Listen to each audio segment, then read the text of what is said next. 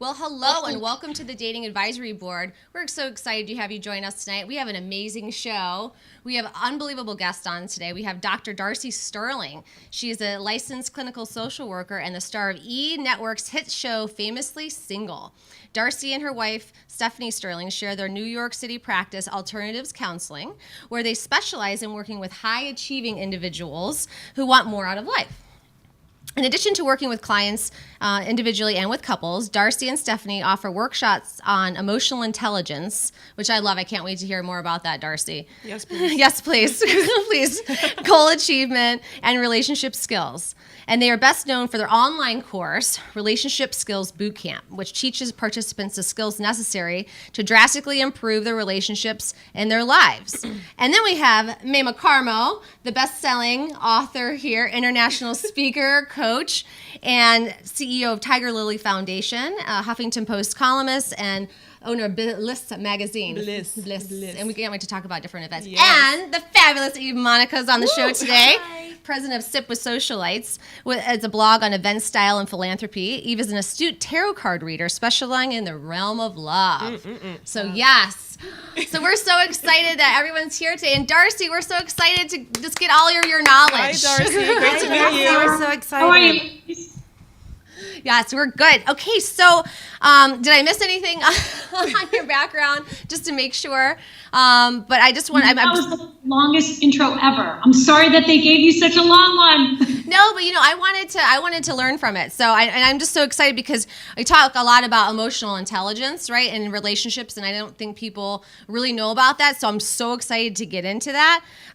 So maybe we can start with talking about your relationship. Like, tell us a little bit about what your relationship boot camps do. So the cornerstone of everything I do as a therapist is I teach people relationship skills. I do it individually. My wife does it at 2 at a time. She's a couples counselor. Okay. I have no idea how she can do that, but I can barely manage one person in the room at a time.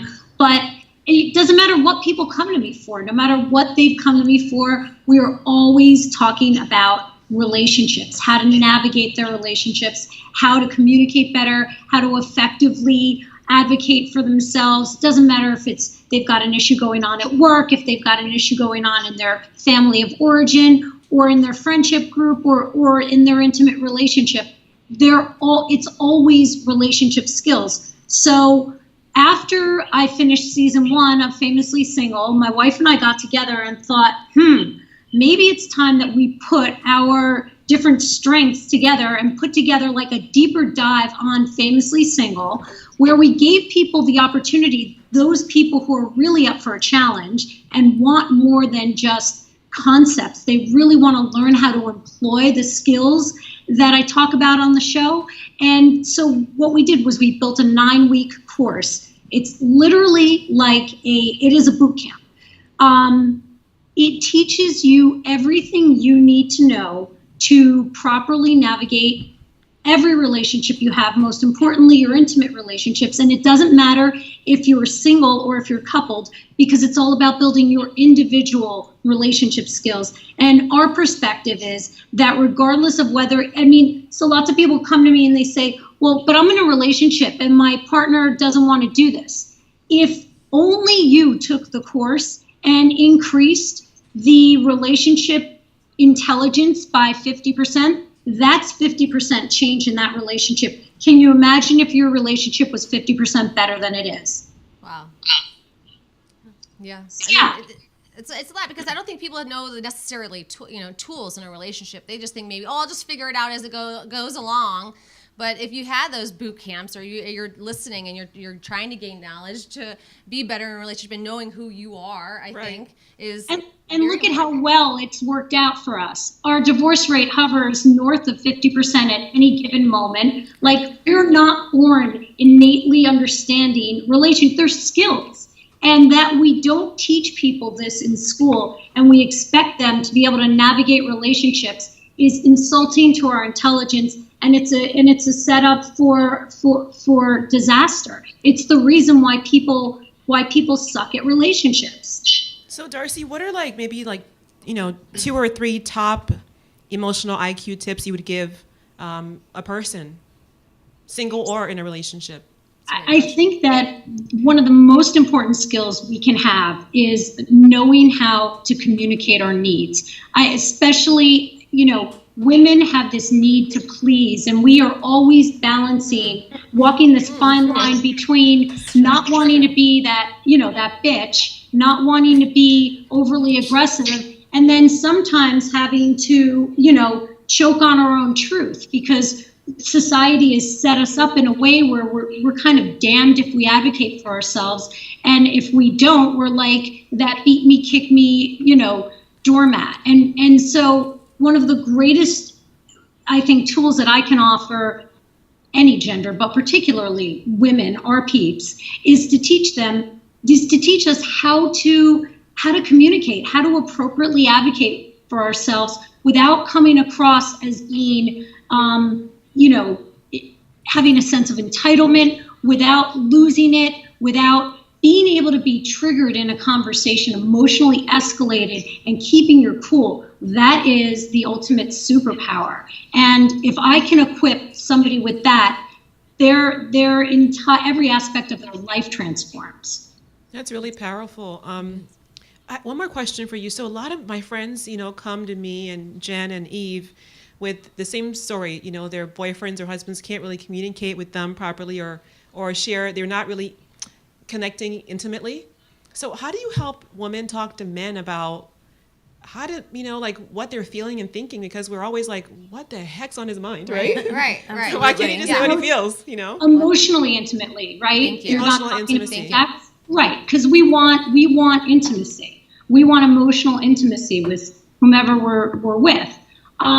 Men do not have it easy in our society, because we're teaching little boys from a very, very young age not to cry, to not be overly emotive. We basically we train them out of emotional intelligence and out of integrity with themselves. So I feel for men. I think that I've always imagined this world where I could certify people, because I hear this from my clients all the time, particularly my female straight clients, that I have this fantasy about this world where people get certified at a certain level of emotional intelligence or relationship training, and then they get to see each other online, and they get to connect with like-minded people who are of the same or equal training capacity, so that we're not dating people who are just emotional amoebas. We have to be able to date people. I like that. I like that. Hashtag emotional amoeba. That's a tweetable moment right there. Don't date emotional amoebas. How about that? Yes. And I kind of feel like we need a litmus test. Like date one, I want to know if no matter who I'm dating, man, woman, date one, I want to know, why did your last relationship end, and what was your part in that? And if people can't identify what their role was, if it was that they picked wrong, or that it was it just didn't work out, we're best friends. If you can't articulate what your side of the street is in the end of your last relationship, that tells me you didn't learn a thing. And that you're just hoping, that you think it was all the other person's fault. You're just hoping to pick better, and that's not going to work out. So I think that, one way of knowing whether or not your partner has some emotional acuity is beginning to ask these questions really early on. I also want to know very early on, how do you feel about therapy or couples counseling? I mean, you drive a car, presumably. If the car breaks down, I'm guessing you're not going to slide on underneath it and fix it yourself. Not every person can do this girl in the car. And so we don't hesitate to outsource certain problems in life, but we do. And again, I think that we have a societal dilemma. We're set up to feel ashamed that we are seeking therapy or relationship skills or any kind of personal development tools. And I just think that, how are we ever going to learn? What we do is we wind up perpetuating the same vicious cycle. We learned our relationship skills from our parents, who were more likely to be divorced then to be married successfully. And who did they learn relationship skills from? From their parents who grew up in the 50s, and those relationships were a disaster. It's intergenerational. Right. And it makes a really good point that I like how you talk about that is, the tides have kind of shifted now, right? When you talk about that, you're working with high achieving individuals, right? And so, if you're out there dating and you're a very successful woman, or in case that's, my group is women, is that who we're trying to help with the dating advisory board is, we're coming into the kind of a roadblock where they say, well, they don't need us. They got everything fine. And that's not necessarily like, when you're hearing that from other individuals, what advice would you give to them? I mean, because you don't want to like break down yourself and take back because of someone else's maybe insecurities so can you talk a little bit about that?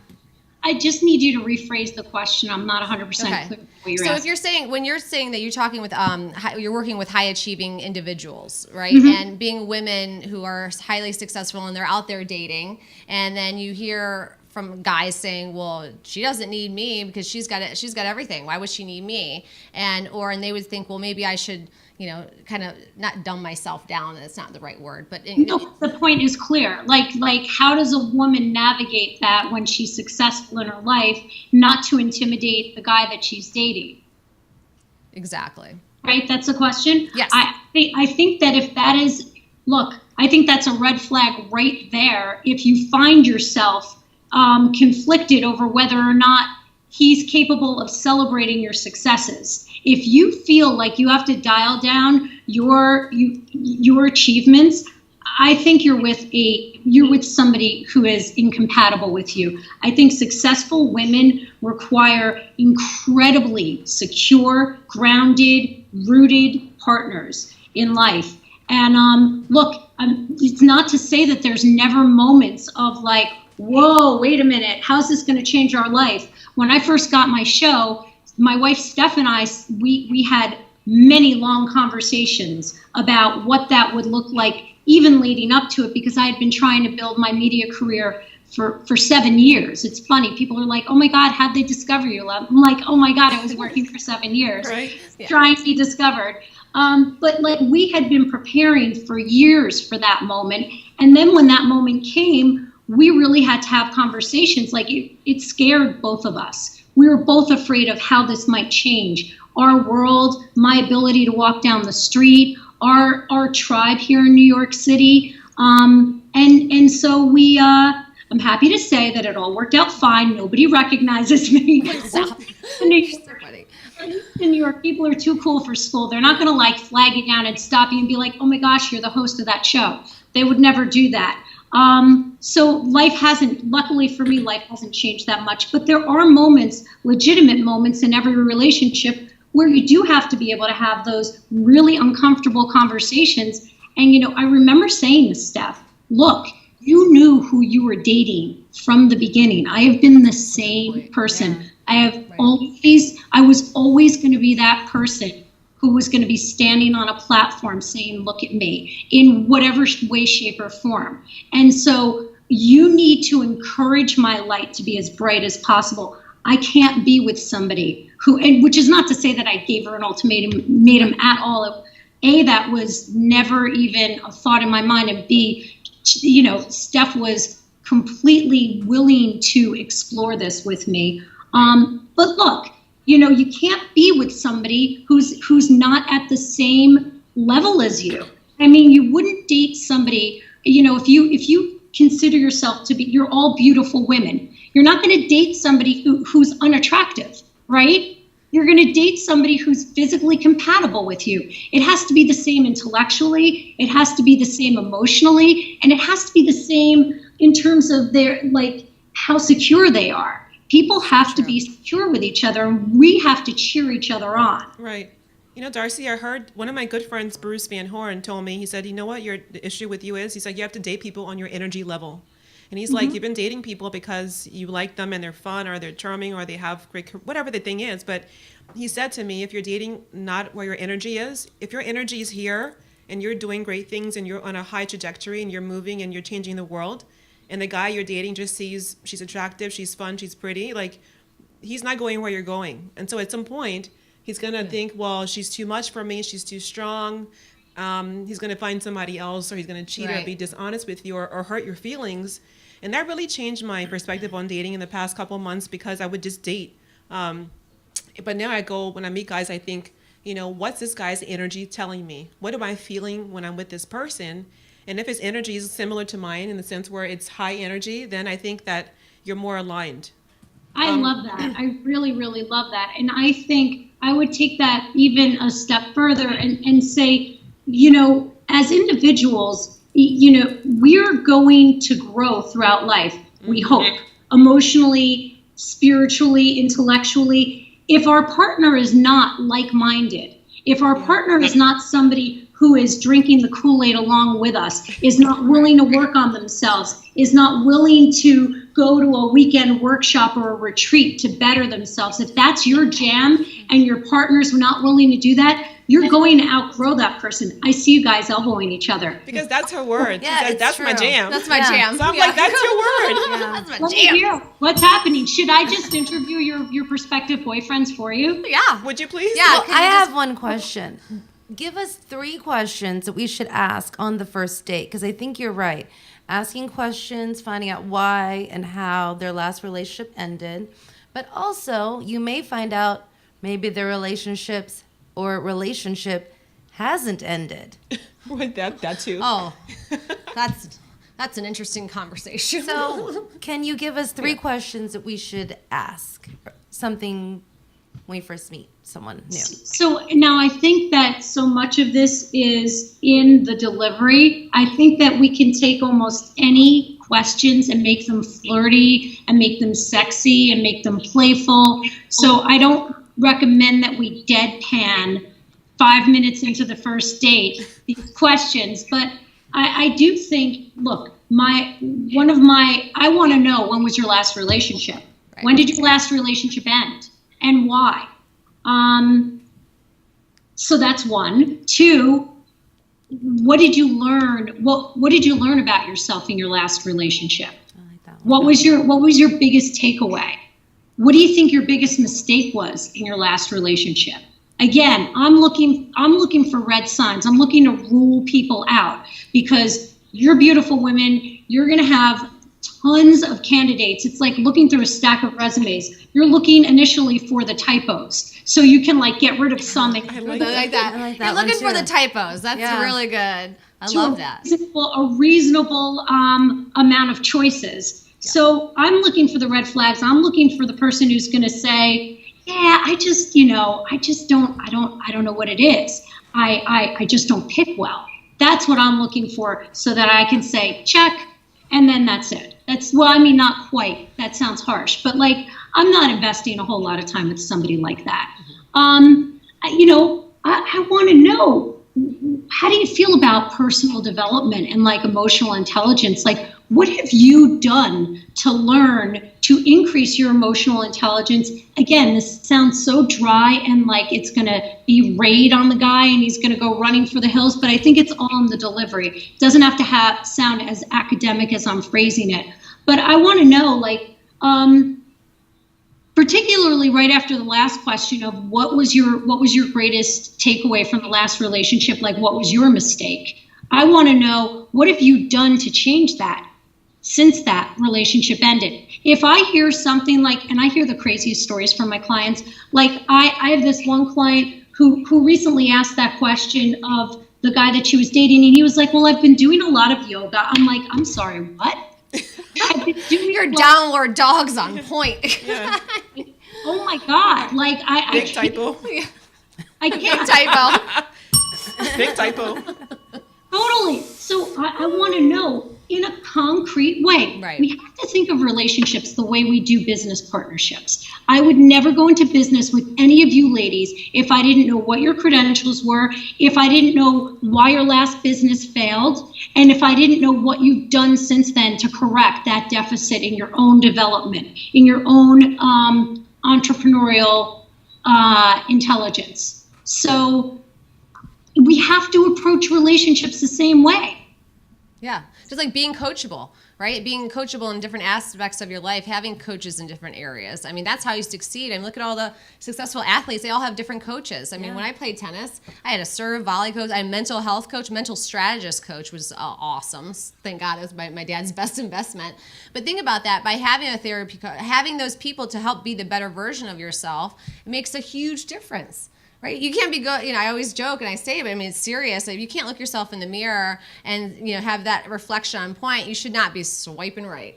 Yes, I believe that's so true. I mean, you have to know who you are, know what your non-negotiables are, know what you want, and know what your core values are. And when you know those things, you can then date somebody else. But I've met people, guys, who say, oh, I want somebody who's, intellectual, who knows herself, and I know myself, and they'll tell you all these different things. And you realize 3 months into the relationship, this person has no emotional intelligence, or they don't know who they are. They don't know what they're looking for. So I think, like you said, Jen, start with the mirror, and then go out there and start swiping, right? Yeah. Yes. I agree. And I also think that, not to overemphasize therapy, but I'm a big believer in it. The unexamined life isn't worth living. And if you have it, look, therapy at least shows a willingness to explore, to look within, to receive feedback. It is indicative to me of so many important attributes in a partner. When we're in relationships, it's the hardest work on earth. You're never going to have somebody hold a mirror up to you and critique you down, like with a microscope, down to the most minute thing that you do. Like, I don't like the way you breathe when you. Well, that's a problem. I haven't heard that yet. Yeah. Thank God. And as women, we like, why do you take that breath just before you get into bed every night? Like, we find the weirdest things to be turned off from each other. And that's what you hear in relationships. If you're not willing to hear that, if you're not willing to examine yourself, if you're going to respond defensively, I also think a real important thing is, how do you guys disagree right away? How do you disagree? I encourage people to offer up,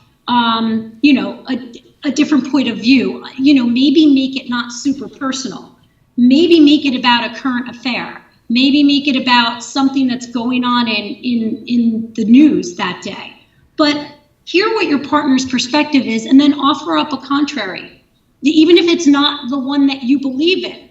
Say, what do you think about this? See how that person responds. Yeah. So I have a question for you. So how do you feel about all these dating rules? There's some rules about you have to wait before you and the person are intimate 3 months or 6 months, and then you might do that and it doesn't work out. Or you might jump into things too fast and it does work out, and then maybe it doesn't. Or even if someone texts you, how long do you wait to respond? Do you have to play these games where you have to pretend you didn't see the text for, hour or two, or do you just respond? They know you have their phone. You always have your phone. It's so irritating. I get tired of all these different games. So wait, don't wait. Text, don't text. Call, don't call. Say how you feel. Don't say how you feel or don't. Like, when do we just live our lives and just be who we are? And if the guy likes you, then great. If not, then to hell with him. But I mean, what is your take on all these different rules about dating? Yeah. Listen, and playing games? I'm not a big fan of rules. I am a big fan of seduction. I am a big fan of keeping things exciting. And so what these rules are intended to guide us to do is to create uncertainty and to create excitement. When they say, don't respond to the text right away, I think there's something to that. I think it's okay to let your partner, because not only is that exciting, but I also want to know, is this person gonna be okay? Because I'm a very busy person. Yeah. You ladies are like, my phone's always on me. Well, mine isn't. I'm in an office 8 hours a day, and when I'm talking to you, my phone is face down over here. I am not looking at it. And I was really talking about like 2 days, like they're not responding, right? Like they're waiting. Crazy. I think that you got to go. Yeah. But I love what you said about courtship. I think that's a missing piece in dating. I want to be courted and seduced. I want to be charmed. I want to be, someone to hold my hand, open doors. I miss that old fashioned like building up to love. I think chivalry. I think people I love all these different apps, but it kind of makes it more systemic and more technologically focused versus the relationship being more, like just freaking court me, I miss that. I love that kind of dating. What are your thoughts on that? I think that people can look, these dating apps and online dating, I'm a huge fan of all of it. But I've seen how people can become immersed in the experience, and it becomes like a part-time job, and you become it becomes like another task, another project you have to manage. And so I've seen people just become very, very methodical in how they go through that process and forget that this is about connecting with the person across from you. Like, this was an appointment for me to meet with you guys. It was an obligation, but in this moment, I see three women in front of me who I am trying to connect with. I'm trying to have a real experience with, and I'm not following any formula. I'm trying to evoke emotion from you and make you feel connected to me, because that's going to be a satisfying experience for me, for sure, but for you also. And I think that in the mass amount of dating that people wind up doing through online and app dating, that people forget that it's all about connecting with the human being in front of you. Mm-hmm. That's what it's about. There's nothing so magical or mystical about it. However, I will say that there's something nice about surprise and intrigue and uncertainty and excitement. That is the stuff of passion and seduction, and that is generally very common in the first stage of relationships, which is the honeymoon stage. Right. And in the second stage, we forget to do that. The minute we feel secure, the minute we feel committed, it's almost like the minute one person articulates that they want to be in a committed relationship with the other, it's almost like dating. Okay, now we don't have to do that. I'm just going to take my Mac wipe and take my makeup off right now. I don't need to look beautiful. I'll take my hair extensions out. Keep the fire burning. You can't do that. You have to keep it going. Yeah. Yeah. Absolutely. Yeah. Well, that brings me to the point, the theory on marriage versus just dating, because I think it's effort, right? So if you're, in long-term relationships or even in marriages, people can tend to get complacent. Like you said, not washing their hair. It's true. I've heard the stories. Ew. Girls, if you're not going to wash your hair, put some conditioner through it, because there's dry shampoo. Exactly. Yeah. Use that. No. Yeah. I mean, people don't understand how badly that smells. Yes. It does. Yes. Thank you for letting me express myself. But it's true, though. I mean, think about that. And so, getting out of that comfort zone of, trying to keep that fire alive, right? When you're in the relationship, if it's long-term or even into marriage, keeping that spark. So what do you say when couples come in, end in their marriage and maybe it's stagnant at that particular time? What advice would you give them to kind of spice it up?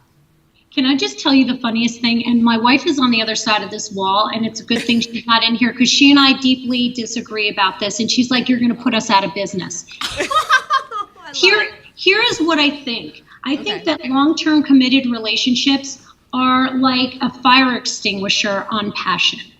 That is what I think. And I think that in order to keep passion going in a long-term committed monogamous relationship, you have to be so on your game in your relationship skills. You have to be so mindful in how you approach your partner. You have to be almost doing a self-review on a daily basis. How did I contribute to this relationship today? Did I touch my partner in a way that only a partner would touch her? Did I compliment her? Was I plugged in when she wanted to tell me about her day?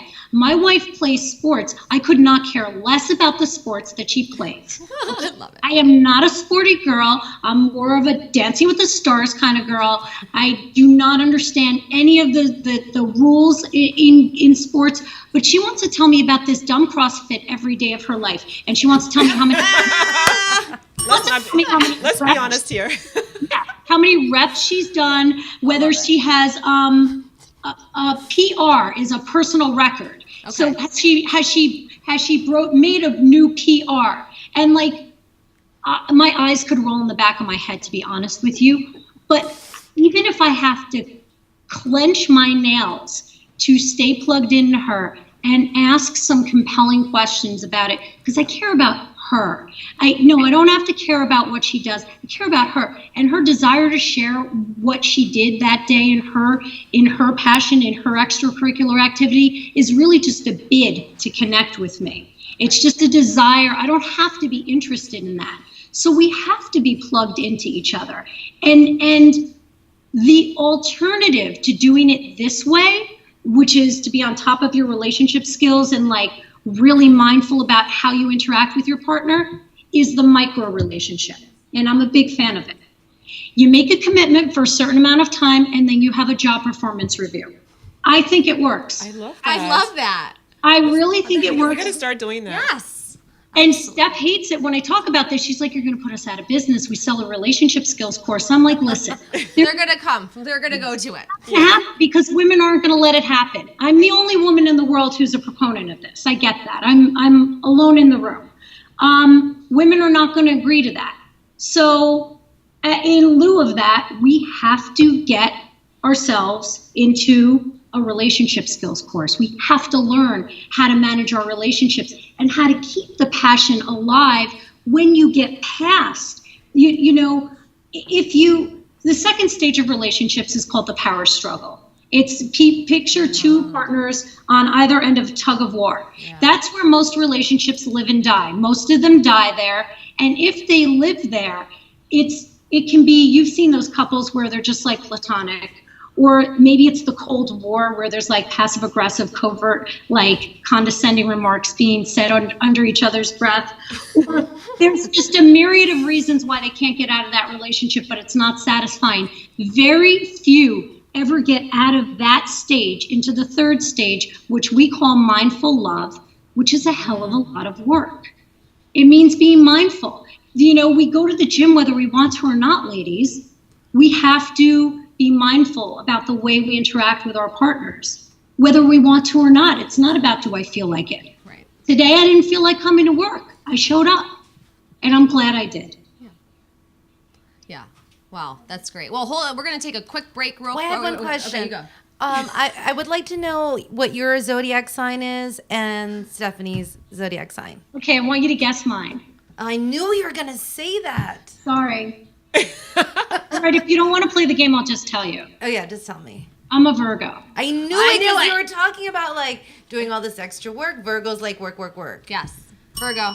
She's a Virgo. Yeah, it's Cancer. Her birthday Taurus. Okay. Cancer. Okay, Virgo, Cancer. 3 days ago. Yeah. So she's a Cancer. She's a water sign, and she's Okay. like very emotive. And I'm just like in my head, what do you need from me? Give me a directive. Right.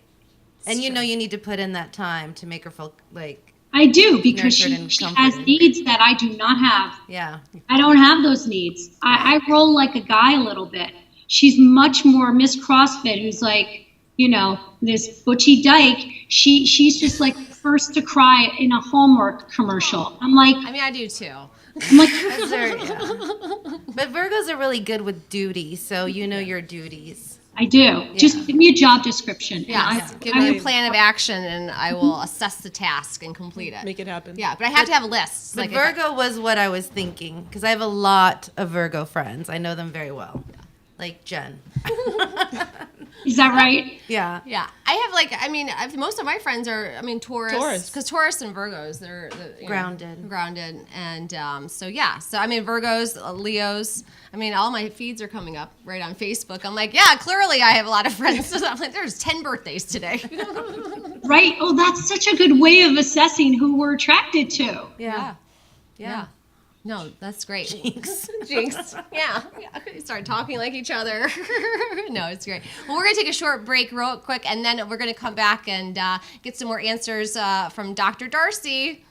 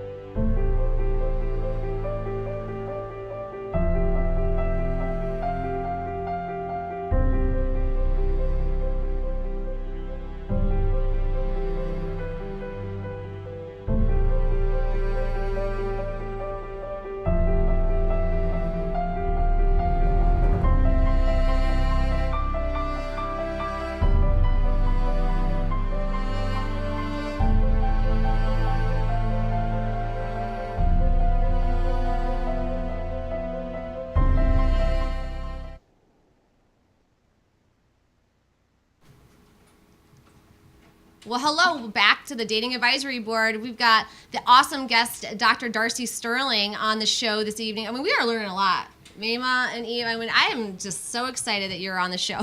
Crash tonight. course. Yes, Loving crash it. course. I love the emotional IQ conversation. That was so powerful. You know? There was one thing I wanted to talk to you about because I saw one of the clips in the shows, and I think that, this is some kind of self-reflection that I had to do, is I was getting into these relationships and not looking at, oh, well, they're doing this wrong, but like, wait a second, am I picking the same type of people, right? And they're all having something similar, and it's obviously didn't work out, and so I had to kind of look into myself, and then I saw with Chad on your show when he said his mom died, and he had some issues with that, and I thought, well, my mom died when I was 17, and then I just went away to college, and I didn't never go to therapy for it, and so I wondered if, like you always talk about a childhood wound, right? Like, was that setting up how my relationships, because my parents were divorced, but they were divorced prior to her passing away. So just want to talk about like how, if we're kind of making, how to look out for those mistakes that we're making in relationships when we are picking certain types of people, right? And then how do we break that cycle if we're still doing that? Oh, girlfriend, I wish I had like a really short soundbite to give you on that. But like, we spend 3 full weeks in relationship skills boot camp just on that. Do we? No, we spend 1 full week on that. But it's part of a 3-week cluster of looking at what our relationship patterns are all about. It's really, really complicated how we pick the partners that we pick. And none of us escape childhood without some influences in whether we're intentionally picking partners to not be like our parents or to be like our parents. We all are influenced by our caregivers, what their relationship was like, what they taught us about love, and what their relationship with us was like. And so a lot of this happens unconsciously, which makes it a real pain in the ass to fix, right? Because you can only fix what you can see. If you don't see it, you can't fix it. And so we have a myriad of exercises that we take the students through that ultimately helps them, not only helps them, absolutely results in you being able to figure out what your pattern was, what your relationship pattern was, and how your parents' relationship with each other, and with each of those parents, how they related to you, how that influenced your relationship patterns. But it is really complicated. And it's almost like we have to trick students into answering those questions because they have no access to it. None of us do. Yeah. But you mentioned therapy and looking at that. I think that's so important and it's so underutilized. We all think, well, I know who I am, but you have to dig deep. I mean, we spend money on going to the gym, hair, makeup, and dating, but we don't take time to really delve into ourselves. And, as I've been dating and going through mishaps, I actually began seeing a therapist about a month ago. As I realized maybe I have some blind spots that I'm not aware of. And as I began seeing the therapist, there were just multiple childhood traumas that I didn't remember, that are things I hadn't dealt with because I'm a survivor and a warrior. Yeah. I warrior on. And I think as women, we're so used to being caretakers, we forget to care for ourselves emotionally and psychologically. And so for me, the therapy's been fantastic, and I would encourage other women to use that as an asset, a tool. It's a tool. Not as a It's an weakness. advantage, It's right. an advantage to use. So. Absolutely. And It's such a also, do you privilege. think that women choose their fathers, and do you believe in that and then men choose their mothers and when looking for a mate? I don't think that. I think that's a bit of an overgeneralization. I think that each of us unconsciously seeks what is familiar to us, and whether it's the female or the male figure or whichever of our parents it is, I do think that so for example, I'm just going to use myself because it's easier because I know me. Which is a big relief. Could be really weird if I was peddling this and I didn't engage with my kids. Haley, what's my name again? So I grew up in a house with a very violent dad who had like a hair trigger temper, and when he would blow his stack, I would be a little girl and I'd be looking at this really big scary guy, and my mom would take me aside and say, "Honey, Daddy loves you. It's only because he loves you that he cares so much that he gets so upset. So what did I link up? I linked up love with anger, right? So even though I then exited my childhood life, swearing on all that was holy, that the last human being on earth I ever wanted to be with was my father. What happens is we if we're lucky enough not to pick somebody like our parents, if it's somebody we're trying not to replicate in our dating life, we wind up doing one of two other things. We either project our parents' attributes onto them, which is to say we assign the wrong meaning to stuff that's really benign. Words that they say that don't really mean, like, for example, maybe I find somebody who speaks, I'm Spanish and I'm very, obviously you could tell I'm a loud, energetic speaker. My vibrational frequency is high. So maybe I pick somebody who has a similar energy as me, but I misunderstand them when they're excited like this, like they're getting aggressive. And so that is me projecting my childhood issues onto that person, where we misattribute meaning to otherwise neutral or benign behaviors or words. And then the third way we replicate our childhood histories is by provoking it. Now, I'm the queen of that. And I'm telling you, until I understood my relationship patterns, I could have provoked the Pope to act like an animal. I mean, when I look back in hindsight, I want to just send everyone an apology note. I actually don't have to, because every one of my exes is still in my life, except my ex-husband. But they all come over for holidays and they've all heard the apologies. If I had the skills then that I have now, none of those relationships had to end. I'm glad that they did, because I'm very happy where I am now. But that's why I say it's all about us changing ourselves. It's not about picking better. It's about being better. It's about showing up better. So yes, I do believe that our childhood experiences absolutely inform our dating and relationship patterns, and they show up again one of three ways. We either pick a partner who is familiar, we project our childhood stuff onto them, making them familiar, or we provoke them to behave in a familiar way. That's powerful. That is very powerful. Yeah, I'm speechless. Yeah, we're both. We all talk a lot. We're all three now. Wow. Yeah. But I think what you said was really interesting. That if you had the knowledge you had now, that those previous relationships wouldn't maybe have ended. Yeah, they definitely wouldn't have. I did not know how to have a fight appropriately. I did not know how to resolve conflict appropriately. As I'm sure you can Monday morning quarterback for me, I grew up in a house that valued the ability to just hey, we just tell everybody how we feel. Well, there are some things we don't have to hear from each other. A, and B, there's an appropriate way to communicate the things that are necessary for us to express. And so for years, I just thought, I'll never forget when the couples counselor said to me with Steph, we were signing off a couples Skype session, and she said, all right, girls, now you're coming up on a weekend, no fussing. And I was like, wait, what? She was like, no fussing. And I'm like, you mean no fighting? She was like, no fighting. And I was like, what does that even mean? Aren't fights necessary? She was like, no. And that would be the topic of our next session. And it was a paradigm shift. She blew my mind. I thought that when you loved each other, you fought. That was a sign of, I thought it was a sign of caring. Mm-hmm. And as Virgos, right, we're fixers. We want to fix things. We want to make sure everything's, not, status quo. Let's make sure everybody's happy. And then you don't really look at yourself, right? When you're in that kind of situation. Yeah. Did you feel that way too? Sometimes certain personalities, they just want to be a fixer, but they're not fixing them.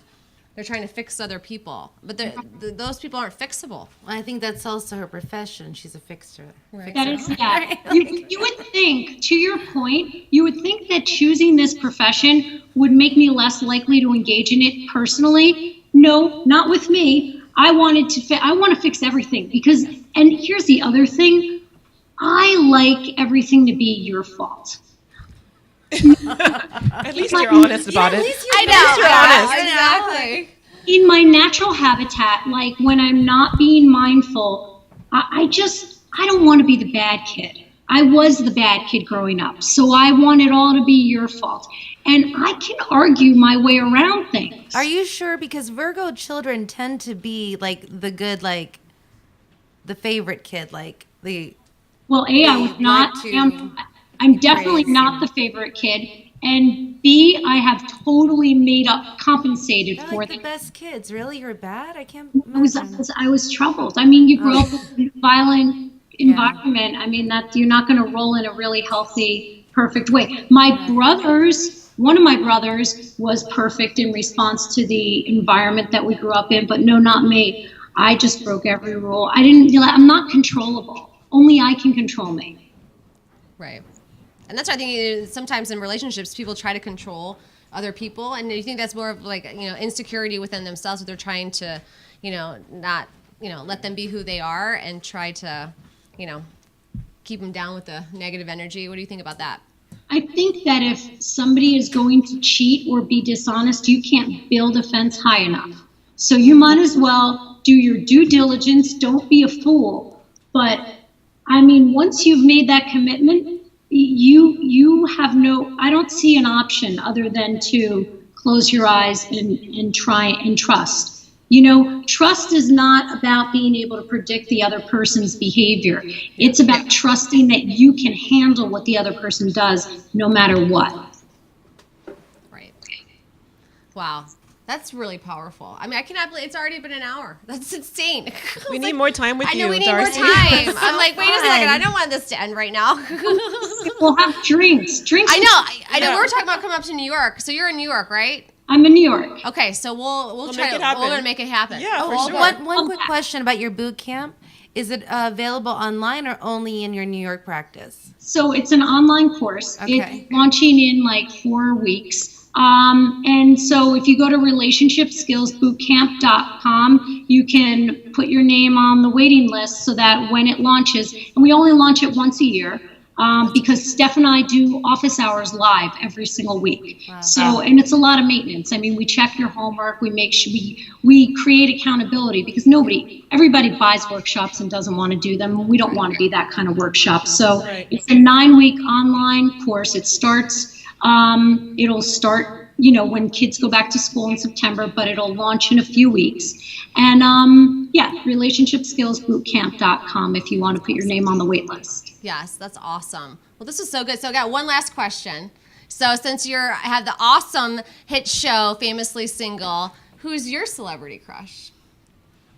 I would say David Beckham. Oh yeah. Well, He's just hotness personified. yeah. It's true. Eve? I don't have one. Really? What? It's weird because I had a couple friends ask me like that question a month Yeah. ago, and I said, I don't have one. Oh, I got one. Who? Who Chris is it? Pine. Oh, you love some Chris Oh, I Pine. do. Oh my God. I don't know who that is. It's a person. I hope It's an so. actor. No, they did good. this one. He was like, he's funny. He serenades women. He's like Beckham's a dad. He's fit. He's I get it. loyal. And have he's you athletic. seen his eyes? And he Oh has my God. I think he eyes. might be taller than Beckham though. Oh, I don't like that too much. then. Yeah, I I could think buy you're him some taller. heels. Yeah. I could I buy him think some it's like platforms. 5'7" or 5'. I know. Yeah. I know. Oh, You're. Huh? It's little, huh? Yeah, Aw, he is. Well, I just close my eyes then. Oh my God. I'm kidding. I love it. No, but he's just well-rounded. I like a man who's seems to be has a good head game, Right. family, fit. He's a Leo. He's just a strong man. He's a Leo. Yeah. I love it.